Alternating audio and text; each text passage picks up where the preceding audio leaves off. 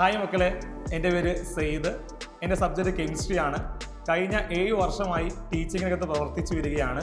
എപ്പോഴെങ്കിലും നിങ്ങൾക്ക് കെമിസ്ട്രി ടഫായി തോന്നാറുണ്ടോ?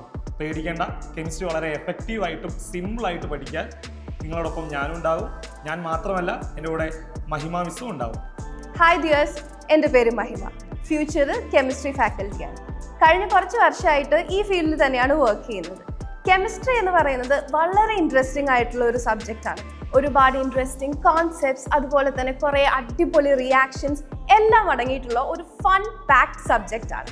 ഈ സബ്ജക്റ്റ് നല്ല ഈസിയായും ഇൻട്രസ്റ്റിംഗ് ആയിട്ടും നിങ്ങളെ പഠിപ്പിക്കാൻ ഞങ്ങളുടെ കൂടെ സായി സാറുമുണ്ട്.